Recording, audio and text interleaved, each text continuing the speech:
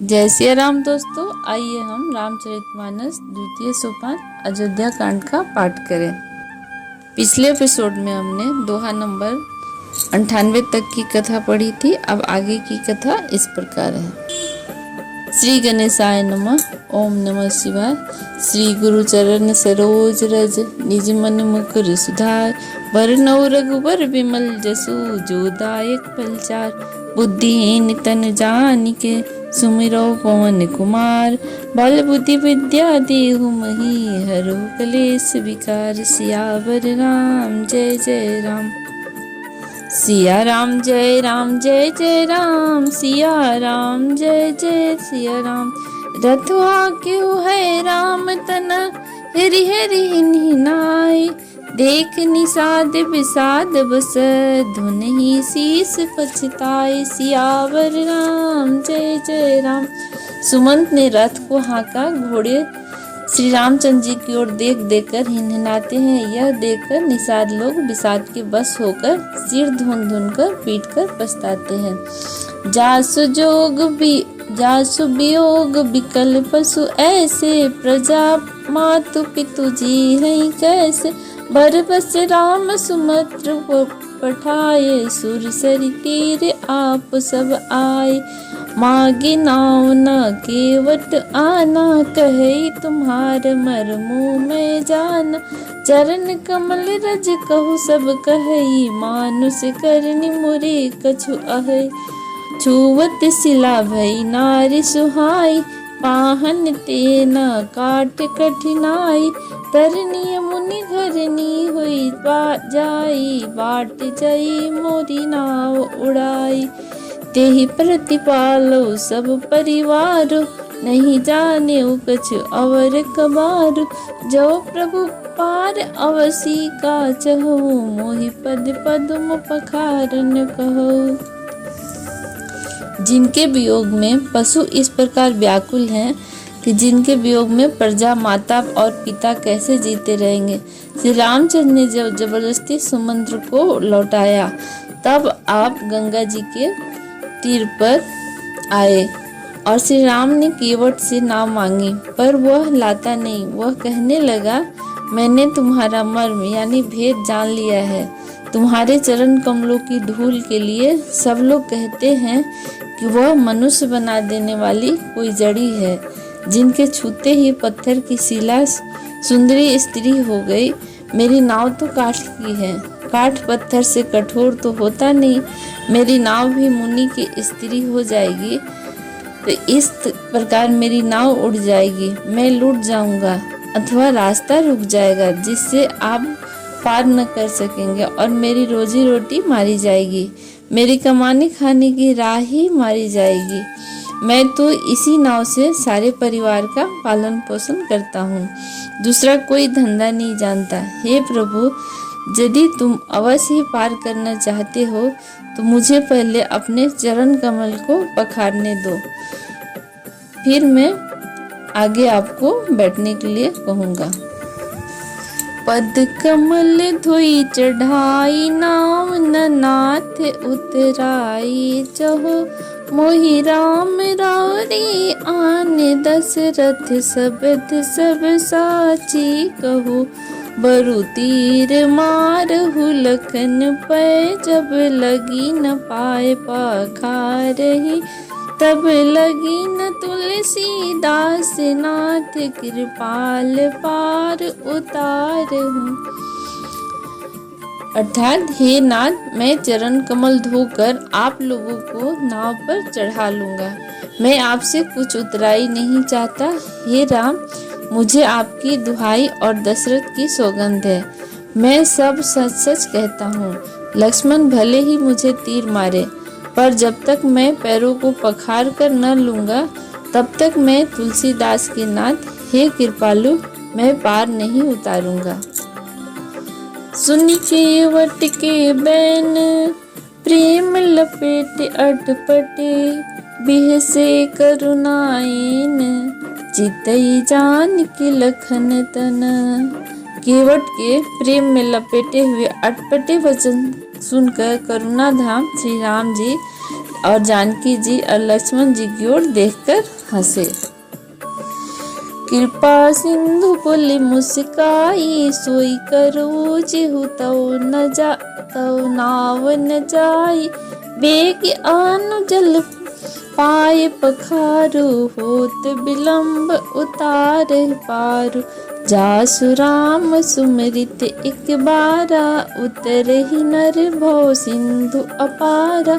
सोई कृपाल केवटनी होरा, जेहि जगु कियतिहु पागहु ते थोरा।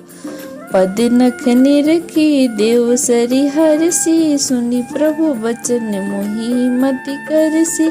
केवट राम रजाय सुपावा, पानी कठवता भरि लेहि आवा।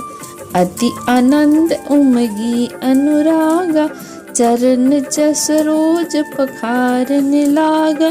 बरसि सुमन सुर सकल सिहाही, एहि सम पुण्य पूज को नाही।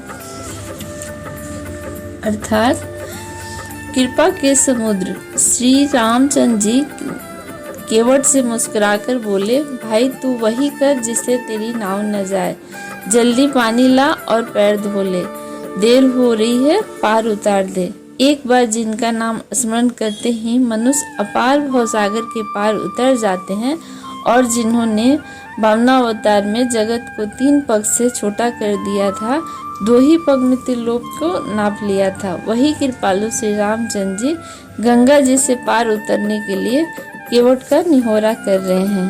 प्रभु के इन वचनों को सुनकर गंगा जी की बुद्धि मोह से खींच गई थी कि ये साक्षात भगवान होकर भी पार उतरने के लिए केवट का निहोरा कैसे कर रहे हैं। परंतु समीप आने पर अपनी उत्पत्ति के स्थान पदनखों को देखते ही उन्हें पहचान कर देव नदी गंगा जी हर्षित हो गईं। वे समझ गईं कि भगवान नर लीला कर रहे हैं।